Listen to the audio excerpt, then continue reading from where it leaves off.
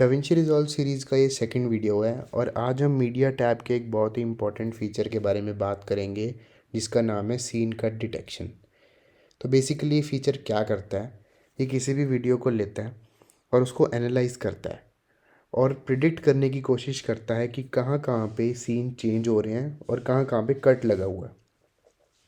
ये फीचर बहुत ज़्यादा यूज़ तब आता है जब आपको किसी रेंडर्ड या फाइनल फाइल को ब्रेक डाउन करना होता है उसकी इंडिविजुअल क्लिप्स में, जहाँ जहाँ पे कट लगा हुआ है। लास्ट में हम इसकी एक प्रैक्टिकल एप्लीकेशन के बारे में भी बात करेंगे, लेकिन पहले देख लेते हैं कि ये फीचर कहाँ पे होता है और इसको कैसे यूज़ करना है। तो अभी हम कट टैब में हैं, तो चलते हैं मीडिया टैब के अंदर।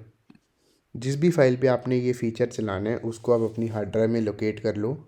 तो ये वाली फाइल है जिसके ऊपर मुझे इस फीचर को चलाना है, तो मैं इस पर राइट क्लिक करूँगा और राइट क्लिक करते ही आप देखना डायरेक्ट ही आपको एक ऑप्शन दिखाई देगा जिसका नाम है सीन कट डिटेक्शन।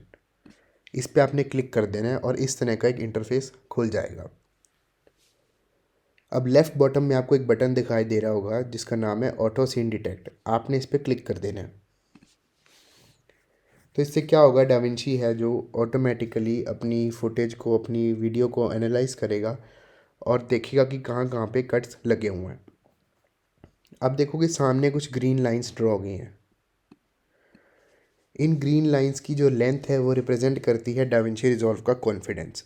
ये डाविंची रिजॉल्व कितना ज़्यादा कॉन्फिडेंट है कि उस पर्टिकुलर टाइम स्टैम्प पे एक कट जो है वो लगा हुआ है, मतलब कि सीन जो है चेंज हो रहा है।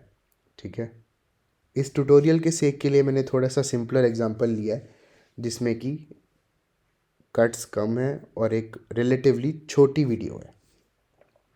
जब ये डिटेक्ट कर लेगा सारे सीन्स को, तो उसके बाद आप राइट में देखो एक लिस्ट आ गई है जिसमें कि सीन, फ्रेम और short time start time code नाम से 3 फील्ड्स आ गई हैं। ठीक है, तो यहाँ पे इन कट्स की ये इन्फॉर्मेशन हमें दे रहा है कि किस किस टाइम स्टैम्प पे हमें इसको लगता है कि एक कट प्रेजेंट है। तो आप मैनुअली इनको रिव्यू कर सकते हो और यहाँ पे तो इसने एकदम सही से तीनों कट्स को डिटेक्ट किया है, लेकिन कभी कभी क्या होता है ये कंफ्यूज हो जाता है और बहुत ज़्यादा अजीब सा काम कर देता है।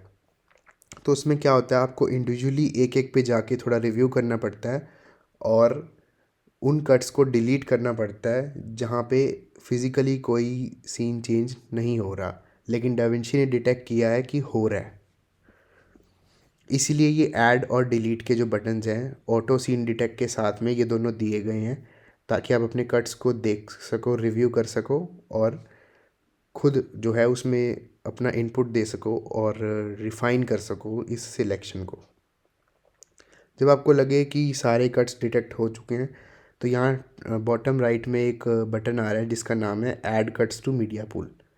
आपने इस पर क्लिक कर देना है, डोंट चेंज, और इस इंटरफेस को आपने बंद कर देना है।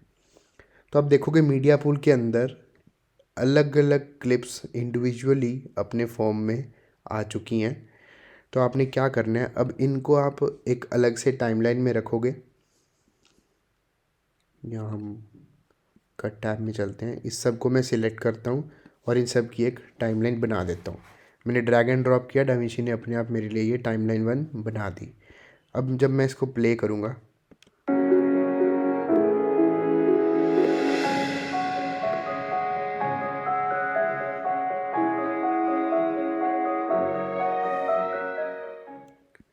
तो मोस्टली इसने कट्स सही डिटेक्ट किए हैं, बस स्टार्टिंग का एक कट इसने मिस कर दिया है जहाँ पे कि वो ट्रांजिशन थी।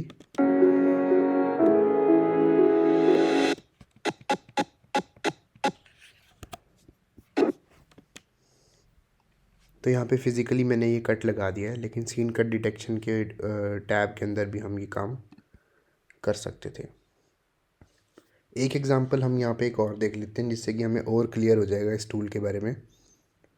तो इस वीडियो को हम राइट क्लिक करके सीन कट डिटेक्शन, और अब इसको एनालाइज करके देखते हैं।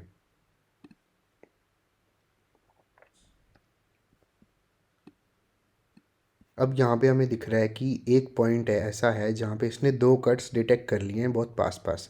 तो डेफिनेटली कॉमन सेंस यही कहते हैं कि 2 कट्स तो नहीं होंगे इतने पास पास, एक ही होएगा। तो राइट साइड में जो है इन टाइम स्टैम्प्स को मैं क्लिक करता जाता हूँ और मेरा प्ले हेड वहाँ वहाँ पहुँचता जाएगा। अब ये जो 012 नंबर पे ये जो इसने कट डिटेक्ट किया है ये एक्चुअल में नहीं है। तो मैं क्या करूँगा, इसको सिलेक्ट करके और नीचे जो डिलीट का बटन है इस पर क्लिक कर दूँगा, ठीक है। और उसके जो बाद वाला कट था वो इसने सही डिटेक्ट किया है। यहाँ पे एक कट है, आगे प्ले करके देखते हैं। ये भी सही है, ये भी सही है और ये भी सही है। तो बाकी सारे कट्स इसने एकदम सही से डिटेक्ट किए हैं। तो हम राइट साइड में इसको कर देते हैं add cuts to media pool. इस इंटरफेस को बंद कर देते हैं, कट टैब में चलते हैं।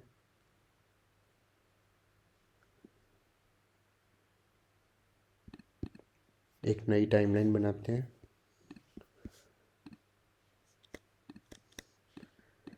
इन सभी इंडिविजुअल क्लिप्स को सिलेक्ट कर लेते हैं और अपनी टाइमलाइन में रख देते हैं। ऑडियो को मैं म्यूट कर देता हूँ ताकि कॉपीराइट ना आए।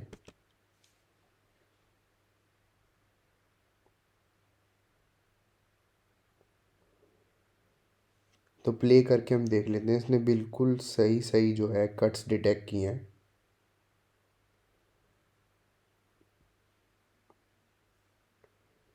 जितनी ज़्यादा कॉम्प्लेक्स वीडियो होएगी, जितनी ज़्यादा कॉम्प्लेक्स ट्रांजिशंस होएंगी, उतना डिफ़िकल्टी इस टूल को फेस करने को मिल सकती है जब आप इसको प्रैक्टिकली यूज़ करोगे। तो अब हम इसके एक प्रैक्टिकल एप्लीकेशन के बारे में बात कर लेते हैं। तो ये काम ऐसे आ सकता है आपके कि फॉर एग्ज़ाम्पल कोई पुराना प्रोजेक्ट है जिसकी आपने मान लो 1 साल पुराना प्रोजेक्ट है, आपने किसी क्लाइंट के लिए किया था और उसके आपने रॉ फुटेज भी डिलीट कर दिया और प्रोजेक्ट भी डिलीट कर दिया, लेकिन आपके पास सिर्फ एक फ़ाइनल वीडियो है जो आपने डिलीवर की थी। तो अब कभी कभी क्या होता है, क्लाइंट डिमांड कर देता है कि पुरानी वीडियो में हमें चेंजेस करवाने हैं। फॉर एग्ज़ाम्पल एक बार ऐसा हुआ था कि क्लाइंट ने डिमांड किया था कि एक मेंबर है हमारी टीम का जो अब छोड़ के जा चुका है ऑर्गेनाइजेशन को या कंपनी को, तो उसके हमें सारे शॉट्स रिमूव करने हैं फाइल के अंदर से, ताकि अब जब भी हम आगे किसी को अपना काम दिखाएं और उसके लिए उसको नए क्लाइंट को वीडियो भेजें तो उसमें वो ना हो। तो ऐसे इस तरह से इसका कोई यूज़ केस बन सकता है, आपके केस में डिफरेंट यूज़ केस भी बन सकता है। तो ऐसी सिचुएशन में अगर आप मैनुअली वीडियो को देख के और उसमें आप स्प्लिट करने बैठोगे कहाँ कहाँ पे कट्स हैं, फिर आप उसमें से इंडिविजुअल क्लिप्स को एडिट करने बैठोगे तो बहुत ज़्यादा टाइम लग जाएगा।